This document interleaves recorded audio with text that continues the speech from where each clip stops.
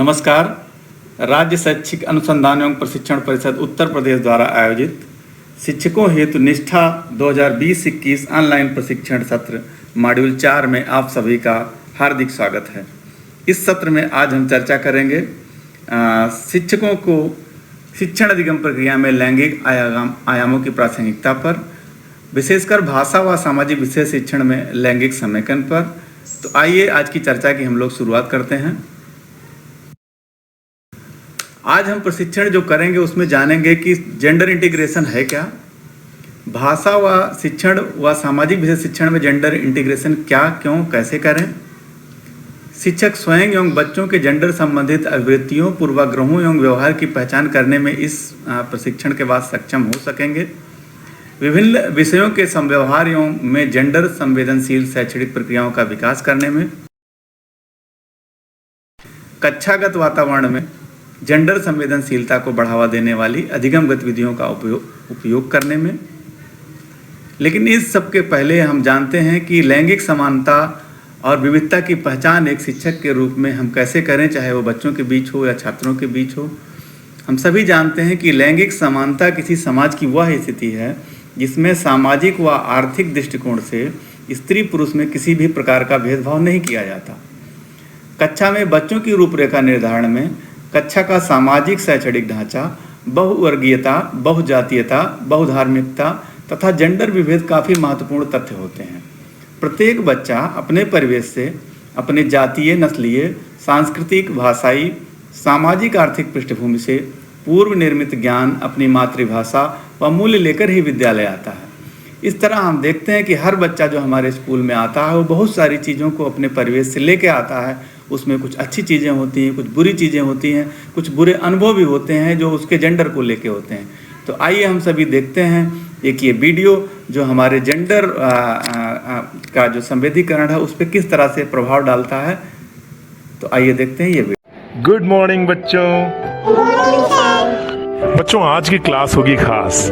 आज आपको एक एक करके बताना है कि आप बड़े होकर अपनी जिंदगी में बनना क्या चाहते हैं, यानी कि आपका एम्बिशन क्या है। मैं पायलट बनना चाहता हूँ। मैं तो डॉक्टर बनूंगी। मैं तो बड़ा होकर इंजीनियर बनूंगा। और बेटा रोशनी, तुमने तो बताया नहीं, तुम क्या बनोगी बड़ी होकर? सर, मैं लड़का। सर, मैं रोशनी की मम्मी। देखिए, माफ कीजिएगा, मुझे ऐसा लगता है कि आपके घर में रोशनी को लेकर सब कुछ ठीक नहीं चल रहा है, या साफ साफ कहूँ तो मुझे ऐसा लग रहा है कि आपके घर में लड़के और लड़की को लेकर भेदभाव हो रहा है। नहीं सर, ऐसी कोई बात नहीं है। आपको जरूर कोई गलतफहमी हुई होगी। हाँ, काश ये गलतफहमी होती। लेकिन एक दिन मैं बच्चों से क्लास में पूछ रहा था कि वो बड़े होकर क्या बनना चाहते हैं। सारे बच्चों ने अपनी अपनी बात कही, पर रोशनी का जवाब अजीब था। उसने कहा वो बड़ी होकर लड़का बनना चाहती है। आखिर इतनी छोटी बच्ची के दिमाग में ये लड़का लड़की का फ़र्क कैसे आया? ज़रूर घर में कोई ऐसी बात हो रही होगी जिससे उसे लड़की होने पर दुख है और वो लड़का बनना बेहतर समझती है।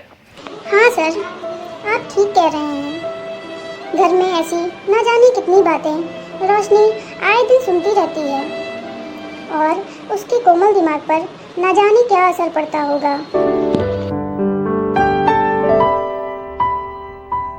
आपने देखा कि किस तरह इस वीडियो में एक बच्चे के परिवेश में उसके घर में कुछ ऐसी बातें हो रही थी जो लैंगिक असमानता को बढ़ावा दे रही थी, और उस विद्यालय के शिक्षक ने उस बच्चे की बात को समझा, महसूस किया और उनके परिजनों को बुला के उनकी काउंसलिंग करी। तो इस तरह से हम अपनी शिक्षण के दौरान ऐसा कुछ ना करें। ऐसे हमारे स्कूल में अगर बच्चे के परिवार में कुछ ऐसी गतिविधियां हो रही हैं उन पर नज़र रखें और संवेदनशीलता को बढ़ावा देने वाली एक्टिविटीज़ के माध्यम से, क्रियाकलापों के माध्यम से कार्य करते रहें। तो आइए इस सत्र के दूसरे भाग में हम देखते हैं कि भाषा शिक्षण में लैंगिक समेकन कैसे करें। जैसा कि हम सभी को पता है कि भाषा सभी विषयों में ज्ञान के निर्माण के लिए एक मूल तत्व है और इसका जेंडर संबंधों पर व्यापक प्रभाव पड़ता है। विद्यार्थियों में भाषा के कार्यों के तरीके के प्रति यह संवेदनशीलता उत्पन्न करना अति महत्वपूर्ण है कि भाषा कैसे सहजता से यह सामर्थ्य भेद उत्पन्न करती है। भाषा केवल उसको उजागर नहीं करती है जो पहले से मौजूद है, बल्कि इसके प्रति हमारे दृष्टिकोण को भी आकार देती है। भाषा का अलग तरह से उपयोग करके वास्तव में दशाओं और स्थितियों को बदला जा सकता है। भाषा चित्र और अन्य दृश्य उपकरण के साथ नवीन ज्ञान के निर्माण में एक केंद्रीय भूमिका निभाती है और हमें ज्ञान के इस पहलू पर ध्यान देने की आवश्यकता है। शिक्षक जेंडर निष्पक्ष भाषा को बढ़ावा देने में महत्वपूर्ण भूमिका निभाते हैं। यदि हम भाषा का सावधानीपूर्वक विश्लेषण करें तो यह पाते हैं कि बड़ी संख्या में ऐसे तत्व जैसे शब्द और भाव भाषा में होते हैं जो जेंडर की रूढ़ियों को बनाए रखते हैं। इसलिए कक्षा में एक जेंडर निष्पक्ष तटस्थ भाषा का उपयोग करने की आवश्यकता होती है। फॉर एग्जाम्पल, अगर हम लोग एक उदाहरण के रूप में देखें तो हम अब अपनी बोलचाल की भाषा में महिला एवं पुरुष दोनों लिंगों के लिए सामान्यतः एक आदमी शब्द का प्रयोग करते हैं। सामान्यतः बोलचाल की भाषा में हम किसी व्यक्ति विशेष, महिला हो पुरुष हो, के लिए आदमी शब्द का प्रयोग करते हैं जो एक पक्षीय लिंग को व्यक्त करता है। आदमी एक सामान्य शब्द नहीं है। आदमी शब्द के विकल्पों के बारे में भी हमें सोचने की ज़रूरत है। इसके लिए लिंग निरपेक्ष जैसे शब्द जैसे मानव बोल सकते हैं, इंसान बोल सकते हैं, इन शब्दों का प्रयोग हम कर सकते हैं। इस तरह हमारी जो भाषा होगी वो जेंडर समावेशी के साथ जेंडर निष्पक्ष भी होगी और हमें इस चीज़ का विशेष ख्याल रखना होगा। इसी तरह से भाषा में जेंडरवाद की एक सामान्य अभिव्यक्ति पुल्लिंगवाचक संज्ञाओं जैसे आदमी को अगर अंग्रेजी में बात करें तो मैन कहा जाता है, सिपाही को पुलिस मैन कहा जाता है, और इसी का पुरुषवाचक सर्वनाम जैसे जिसे उसे, हिम, ही, वह को कहा जाता है, जो एक सामान्य उपयोग है। यहाँ भी कहीं ना कहीं जाने अनजाने हम जेंडर का गैप दिखाई पड़ता है हमारे व्यवहार में। जब किसी शब्द का संदर्भ जेंडर कई बार ज्ञात नहीं होता है तब भी हम उसे प्रायः पुरुषवाची संबोधन ही दे दिया करते हैं। इसी तरह से सर्वनाम के अलावा हमें जेंडर तटस्थ कोशीय शब्दों के उपयोग के लिए भी संवेदनशील होना चाहिए। इस प्रकार हम जेंडर निष्पक्षता या तटस्थता को प्राप्त कर सकेंगे। उदाहरण के लिए सामान्य पुरुषवाची समास जैसे अध्यक्ष, अंग्रेजी में इसको चेयरमैन बोलते हैं, वक्ता, अंग्रेजी में इसको स्पोकमैन बोलते हैं, विक्रेता, अंग्रेजी में इसको सेल्समैन बोलते हैं, जैसे शब्दों के उपयोग को रोकना होगा, क्योंकि आप देख रहे हैं कि इन शब्दों में कहीं ना कहीं हर शब्द के आगे मैन शब्द जुड़ा हुआ है जो एक पुरुष की बात को व्यक्त करता है। जबकि हम सभी को पता है कि अध्यक्ष पद पे वक्ता के रूप में, विक्रेता के रूप में ऐसे ढेर सारे शब्द प्रचलन में हैं जहाँ पे महिला और पुरुष दोनों काम करते हैं, लेकिन उनको जब हम बोलते हैं सामान्य बोलचाल की भाषा में तो पुरुषवाचक संज्ञा से व्यक्त करते हैं। इसी तरह से चिकित्सकों की जहाँ तक बात आती है या कैमरा पर्सन की बात आती है तो फिर मैन कैमरामैन बोलते हैं, कैमरा वुमन नहीं बोलते हैं। लेकिन हमें अब ऐसे शब्दों को बढ़ावा देना होगा कि महिला चिकित्सक, महिला कैमरा संचालक या महिला पत्रकार। इसी तरह से श्री, श्रीमती, कुमारी जैसे कई सारे शब्द हमारे व्यवहार में प्रचलन है जो व्यक्ति के, जो महिला पुरुष को विभेद को दिखाते हैं। यहाँ भी हमें एक रूपता लाने की ज़रूरत है। और श्री और सुश्री मेरे ख्याल से दो शब्द ही ऐसे हैं जिसमें हम पूरी बात कर सकते हैं बिना किसी जेंडर विभेद के। हाँ। इस तरह हम लोगों ने देखा कि किस तरह से जाने अनजाने हमारे भाषा के कारण, जो भाषा हम बोलते हैं, जिसमें बात करते हैं, उसके कारण कई सारे जेंडर विभेद उत्पन्न हो जाते हैं। भाषा का विचारों और व्यक्तिगत संबंध से गहरा संबंध होता है। सामान्यतः यह देखा जाता है कि अनेक स्थितियों में शिक्षक शिक्षिकाओं की भाषा शैली पुरुषत्व और नारीत्व की पारंपरिक मान्यताओं को ही स्थापित करती है। शिक्षक शिक्षिकाओं द्वारा बोली जा रही भाषा कुछ इस प्रकार की सीमाएं तय कर देती है कि लड़कियों और लड़कों में जेंडर भेद स्वयं आकार ले लेता है। जेंडर संवेदनशीलता के परिप्रेक्ष्य में निम्नलिखित घटनाएं किस प्रकार से क्यों असामान्य हैं, अटपटी हैं, आइए हम लोग इस पे चर्चा करते हैं। जैसे कि संसाधनों और एकांत, जिसमें शारीरिक गतिशीलता आ जाती है, समय पर प्रतिबंध आ जाता है, या कुछ और कारण हो सकते के आधार पर लड़के और लड़कियों में भेदभाव किया जाता है। कई बार हम देखते हैं कि भाई आप शाम को लड़कियां हैं घर से नहीं निकलेंगी, ठीक है, या ये काम नहीं करेंगी, वो काम नहीं करेंगी, या ये संसाधन आपके लिए नहीं है, लड़कों के लिए। इस तरह के उदाहरण हमारे समाज में देखने को मिलते हैं। तो यह भेदभाव क्यों होता है? इस पे हम लोगों को सोचने की ज़रूरत है।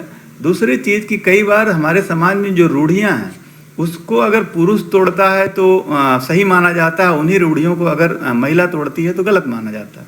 तो इस पे भी हमें सोचने की ज़रूरत है कि हम इस पे पुरुषों के अधिकार किसी चीज़ को सही मानते हैं, महिलाओं को गलत मानते हैं, तो ये चीज़ नहीं होनी चाहिए। इसमें भी एक रूपता की आवश्यकता है। एक वीडियो के माध्यम से हम लोग देखते हैं कि किस तरह एक परिवार में दो ही बच्चे, एक ही परिवार के दो बच्चे जो एक निश्चित क्लास पास करते हैं। अदिति और आदित्य ने कक्षा 5 में सर्वोच्च अंक प्राप्त किया है और आज वो अपने नए कक्षा अध्यापक से अपने विषयों के चयन पर बातचीत कर रहे हैं। सर, इस बार मैं कृषि विज्ञान लेकर पढ़ना चाहती हूँ। और सर मुझे होम साइंस लेना है। अरे भाई अदिति और आदित्य, तुम दोनों कौन सी उल्टी गंगा बहा रहे हो? अदिति को मम्मी के घरेलू कामों में हाथ बटाना है, उसे होम साइंस पढ़ना चाहिए। और आदित्य बेटा, तुम्हें पापा के साथ घर का काम देखना है, खेती का काम देखना है, कृषि विज्ञान तुम पढ़ो ना। सर, आदित्य रेस्टोरेंट खोलना चाहता है, इसलिए उसके लिए होम साइंस ही ठीक रहेगा। और सर आदित्य को गार्डनिंग बहुत पसंद है, उसे एग्रीकल्चर ही दीजिएगा प्लीज। हाँ भाई, जिसमें इंटरेस्ट हो उस काम को हम बेहतर करते हैं और उसमें अच्छा फ्यूचर हो सकता है। लगता है तुम दोनों ही ठीक कह रहे हो, जमाना बदल रहा है, जैसा तुम लोग कहो वही विषय पढ़ो, यही ठीक रहेगा।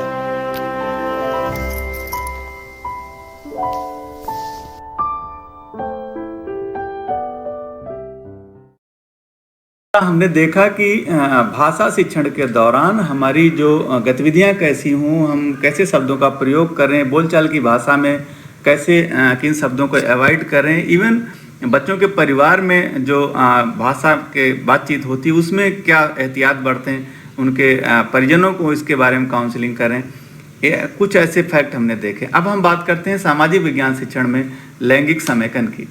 सामाजिक विज्ञान प्राथमिक स्तर से शुरू होने वाली स्कूली शिक्षा के सभी चरणों में स्कूल पाठ्यक्रम का एक अभिन्न अंग है। यह व्यक्तिगत और सामूहिक मानवीय व्यवहार का पता लगाने का प्रयास करता है जो परिवारों, समुदायों, संस्कृतियों, संस्थानों, पर्यावरण, समाज, विचार, मानदंड और मूल्यों से प्रभावित होते हैं। सामाजिक विज्ञान का प्राथमिक उद्देश्य छात्रों को सक्षम बनाने हेतु महत्वपूर्ण दिशा प्रदान करता है, जिसमें निम्नलिखित गतिविधियां शामिल हो सकती हैं, जैसे उनका जेंडर क्या है, धर्म क्या है, क्षेत्र क्या है, वर्ग क्या है, विकलांगता के संदर्भ में विविधताएं क्या हैं उनकी, और इन सारे को स्वीकारना और उसका सम्मान करना तथा सभी व्यक्तियों को समान रूप से देखना। साथ ही साथ लोकतंत्र और निरंकुशता, सत्ता और शासन, जाति, नस्ल, गोत्र, जेंडर, पितृसत्तात्मक रूढ़ियाँ और पूर्वाग्रह आदि मुद्दों पर विचार विमर्श करना। सामाजिक, राजनीतिक, आर्थिक संस्थानों, मुद्दों और महिलाओं की स्थिति को प्रभावित करते हैं उसकी गंभीरतापूर्वक जांच करना। विचारों, संस्थानों और प्रथाओं पर प्रश्न उठाना और उसका परीक्षण करना। सामाजिक विज्ञान का महत्वपूर्ण पहलू गतिविधियों के माध्यम से अधिगम प्रक्रियाओं में प्रासंगिक और उपयुक्त स्थानीय सामग्री का समेकन है। अपरिचित पाठ्य सामग्री व शिक्षण सामग्री विद्यार्थियों के बीच अलगाव की भावना पैदा कर सकती है, जिसके परिणाम स्वरूप उनकी कक्षा की गतिविधियों और चर्चाओं में भागीदारी में कमी हो सकती है। सामग्री प्रासंगिक होने के साथ ही उचित निर्देशात्मक हो, विद्यार्थियों को अपनी पाठ्यपुस्तकों से संबंध स्थापित करने, अपने अनुभवों को साझा करने और ऐसी स्थिति की पहचान करने में सक्षम बनाएं जहां पर तर्कपूर्ण सवाल उठाए जा सकते हैं। कक्षा में लड़कियों व लड़कों को समान रूप से निर्णय लेने की प्रक्रियाओं पर चर्चा, रूढ़िवादिता पर सवाल और उचित विकल्प चुनने जैसी चर्चाओं के लिए लोकतांत्रिक स्थान होना चाहिए। प्रचलित विचार व्यवस्था और व्यवहारों में विचार विमर्श पे भी हम बात करते हैं सामाजिक विषय शिक्षण के दौरान, जब हम देखते हैं कि सामाजिक रूप से निर्मित मानदंडों और पूर्वाग्रहों पर सवाल उठाना सीखना सामाजिक विज्ञानों के अध्ययन का एक महत्वपूर्ण पहलू है। यह बच्चों को अपने स्वयं के अनुभवों का सामना या इसे कहें विरोध करने में सक्षम बनाएगा, जो कि एक विश्लेषणात्मक और सृजनात्मक मानसिकता की नींव रखेगा। शिक्षकगण इस तरह से इन बिंदुओं पर चर्चा कर सकते हैं जिससे बच्चे सोचना शुरू करें और वर्तमान संस्थाओं, प्रथाओं, विचारों और व्यवहारों तथा उनके अतीत से जुड़ी कड़ियों पर सवाल कर पाएं। प्राचीन काल से ही भारतीय समाज में विभिन्न स्तरों, जाति, वर्ग और जेंडर के आधार पर भेदभाव रहा है और महिलाएं इस तरह के मानदंडों के प्रचलन पर सवाल उठाने से कभी पीछे नहीं हटी। कुछ ऐसी ही महिलाओं की हम चर्चा करेंगे आज के सत्र में, जिसमें हम देखेंगे कि इन महिलाओं ने आगे बढ़कर किस तरह से ऐसी रूढ़ियों को तोड़ने का काम किया है। तो सबसे पहले हम बात करेंगे बेगम रुकैया खातून की, जो हमारे जिनकी एक कहानी कक्षा 7 के जो CBSE की किताब है उसमें सामाजिक और राजनीतिक जीवन नाम से दिया गया है। ये कहानी है एक जानी मानी शिक्षाविद और साहित्यकार की। बेगम रुकैया खातून एक जानी मानी शिक्षाविद और साहित्यकार थी। इन्होंने पटना और कलकत्ता में मुस्लिम लड़कियों के लिए स्कूल शुरू किया। वह रूढ़िवादी विचारों की एक निडर आलोचक थी। इन्होंने तर्क दिया कि हर धर्म के धार्मिक नेताओं द्वारा महिलाओं को नीचा स्थान दिया गया है। इन्होंने 1905 में सुल्ताना का सपना शीर्षक से एक उल्लेखनीय कहानी लिखी, जिसमें सुल्ताना एक स्त्री देश, जिसे लेजीलैंड के नाम से भी जानते हैं, में पहुंच जाती है।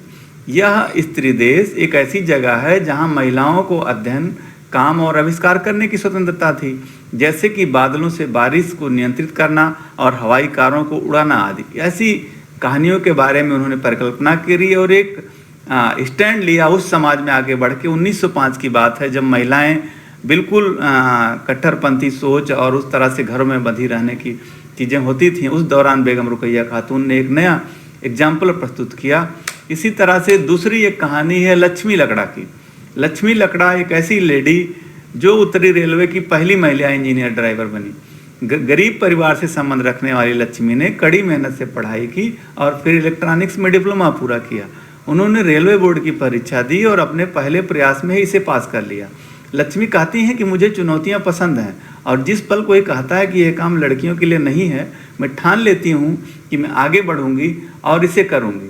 तो इस तरह आपने इन दो महिलाओं की बात करें, किस तरह से अपने समय को समय की भ्रांतियों को, जेंडर संवेदीकरण की जो बातें थी उसको तोड़ के, उस वर्जना को तोड़ के आगे आई और अपने क्षेत्र में इन्होंने जगह बनाया। अगर वर्तमान दौर की मैं बात करूं तो आप सभी ने शिवांगी सिंह का नाम सुना होगा, जो अभी देश में राफेल विमान आए हैं, पहली महिला पायलट के रूप में उसको संचालित करके, जो वाराणसी की रहने वाली हैं, इन्होंने राफेल संचालित किया है, राफेल को उड़ाया है। तो ये भी एक नई चीज़ थी कि एक महिला आगे बढ़ती है और राफेल जैसे लड़ाकू विमान को चलाती है। इसी तरह अब हम लोग देखेंगे कि आर्थिक गतिविधियों में महिलाओं की कैसी भूमिका होती है। सामान्यतः जेंडर समेकन में एक बड़ी समस्या होती है जब महिलाएं आर्थिक गतिविधियों में कहीं ना कहीं पीछे हमारे समाज में रह जाती। और अगर हम बात करें आदिवासी महिलाओं की तो ये बात और महत्वपूर्ण हो जाती है। हम आदिवासी महिलाओं की भूमिका को निर्धारित करने के लिए एक गतिविधि करा सकते हैं अपने बच्चों के साथ, अपने शिक्षकों के साथ, जिसको हम 4 चरणों में कर सकते हैं। जैसे कि चरण फर्स्ट में हम लोग कर सकते हैं कि विद्यार्थियों को एक विशेष क्षेत्र में रहने वाली आदिवासी समुदायों, जैसे पश्चिमी क्षेत्र की भील, उत्तर पूर्व के खासी, मध्य भारत की गोंड व उत्तरी क्षेत्र के गद्दी आदि जनजातियों को एक ग्रुप बना सकते हैं।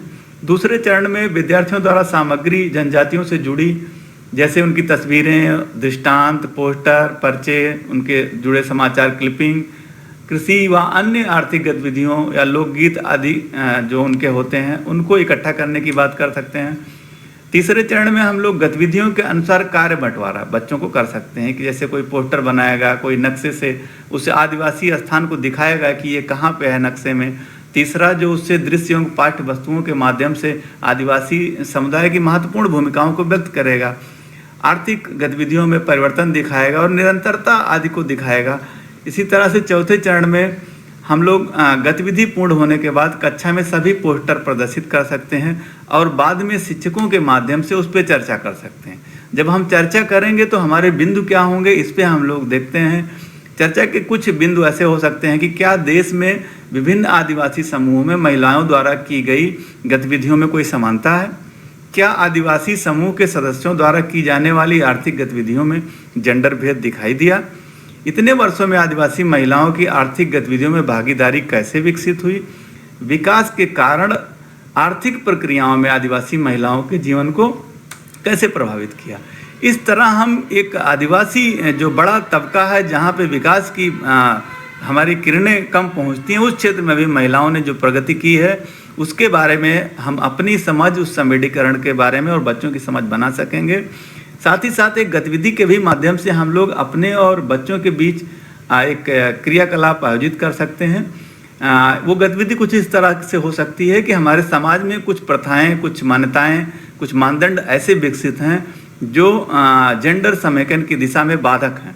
तो ऐसे तथ्यों की पहचान करने के लिए हम इसको 3 भागों में बांट सकते हैं। पहला कि कुछ ऐसी प्रथाएं, परंपराएं, मानदंड जो अभी समाज में व्याप्त हैं और हम सभी उसको देख पाते हैं।